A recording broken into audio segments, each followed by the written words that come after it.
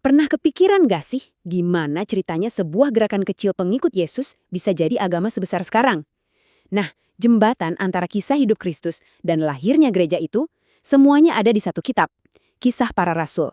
Yuk kita bedah teologinya bareng-bareng. Jadi, pertanyaan besarnya kan ini. Gimana bisa sebuah kelompok kecil dari Yudea yang waktu itu dianggap sesat dan dikejar-kejar, yang pemimpinnya baru aja dieksekusi, kok bisa meledak jadi gerakan masif yang menyebar ke seluruh kekaisaran Romawi? Jawabannya, atau paling nggak catatan awalnya, ya ada di kitab Kisah Para Rasul. Oke, sekarang kita coba jadi detektif dulu ya. Setiap investigasi yang bagus kan pasti dimulai dari fakta-fakta dasar. Siapa sih yang nulis kitab ini? Ditulis untuk siapa? Dan yang paling penting, kapan?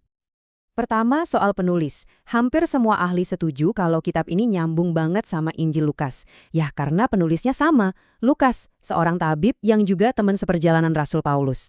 Anggap aja ini jilid keduanya gitu.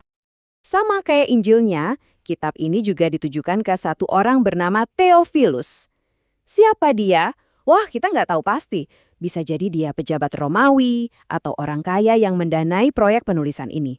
Tapi yang jelas, ini bukan catatan sembarangan. Ini disusun rapi untuk audiens yang spesifik. Nah, ini nih yang agak tricky. Kapan kitab ini ditulis? Disinilah bagian serunya. Ternyata petunjuk terbaiknya itu bukan dari apa yang ditulis Lukas, tapi justru dari apa yang gak dia tulis. Coba deh pikirin, Kisah Para Rasul itu ceritanya berhenti di sekitar tahun 63 Masehi waktu Paulus ada di Roma. Anehnya, kitab ini sama sekali nggak nyebut 3 peristiwa super besar yang terjadi setelah itu.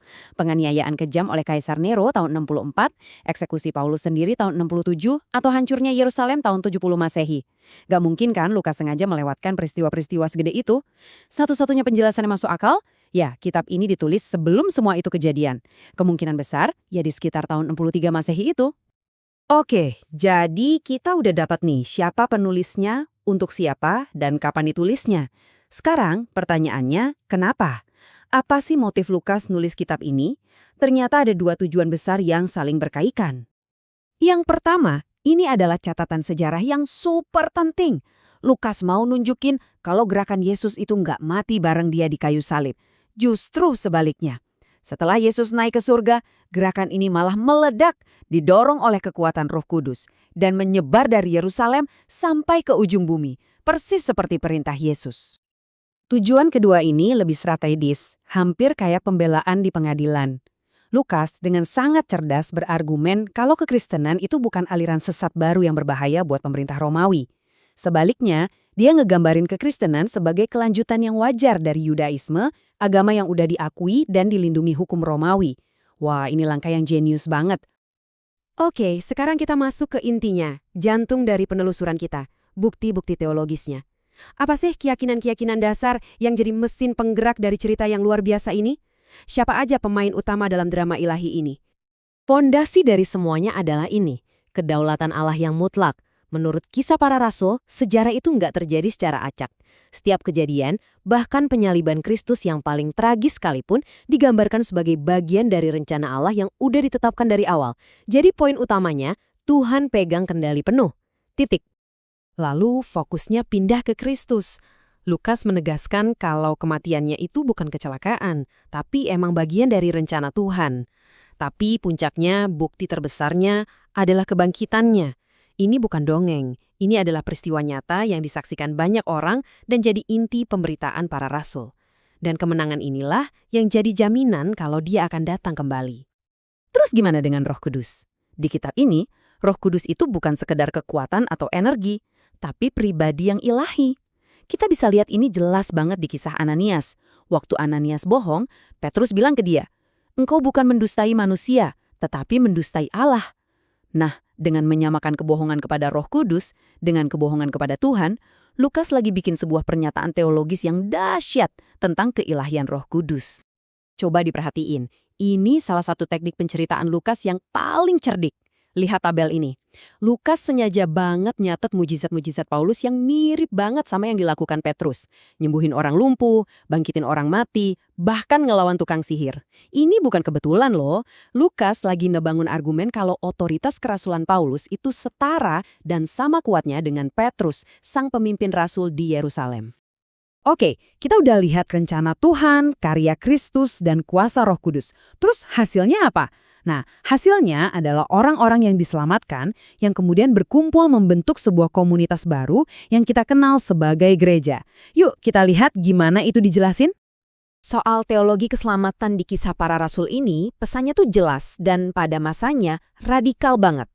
Keselamatan itu bukan sesuatu yang bisa kita usahain atau dapetin dengan perbuatan baik. Keselamatan adalah hadiah murni yang diterima hanya lewat iman pada karya Kristus. Prosesnya melibatkan pertobatan, yaitu berbalik dari dosa, dan yang paling penting, ini sama sekali nggak ada hubungannya dengan usaha manusia atau menaati hukum-hukum ritual. Nah, orang-orang yang udah diselamatkan ini nggak dibiarin sendirian. Mereka semua dibaptis oleh Roh Kudus menjadi satu tubuh, yaitu gereja. Fondasinya diletakkan oleh para rasul, dan untuk kepemimpinan sehari-hari di jemaat-jemaat lokal, itu dipercayakan ke para penatua.